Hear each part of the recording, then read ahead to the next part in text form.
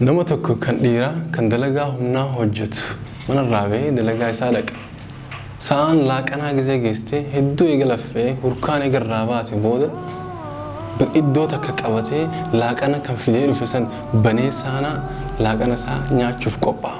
Hogguu laaqana kana banee saanaa keessa laalu wanni saanaa keessa jiru maali?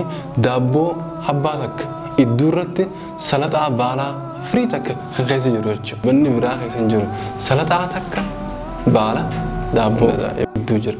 Kana fuudhee gara galchee ilaalee akkamittiin dila kana laffee hurkaa tana baasee dhagaa kana caccabsaa oolee laaqanna kiyye daabboo goggoydu salaxaa baala tokko wajjin naaf taajee aaree darba daabboo tana moggatte jechuudha.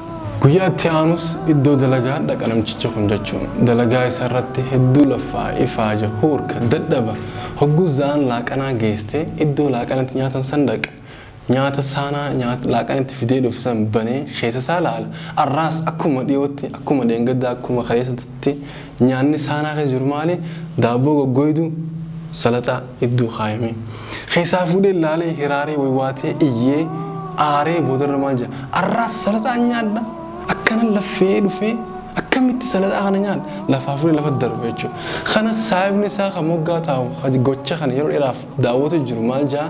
Sobbileessa hayya nyaanni hoyyoo siif hin taane maaliif akkanan goone jaa ganama gizee nyaata siif qopheessu jaartiin ta'e nyaata biraa akka siif gootu maaliif siin ajajne jaan hadara jaan kunis jaartii tiyyarraa suutatti dubbii tana irraa haas jaan jaartii tiyya suuta lafa kaayi dubbii tana keessa jaartiin tiyya hin jirtuu jaan jaartii tiyyaa miti kan nyaata kana naaf qopheessu. Anaatu ganamu lafaaqee salaxaa fi daabbootan anaa qopheeffataa mataa kiyyaa. Dumee haqa dubbii tanaa laallu. Harka keenyaan waan qopheessannee finne yoo nu gammachiisne maaliif irraan dhiisne? Harka keenyaan waan tolchinu takka yoo gammachuun isaa nurraa fageessaa dhufee maa waan san irraan jijjiiranne?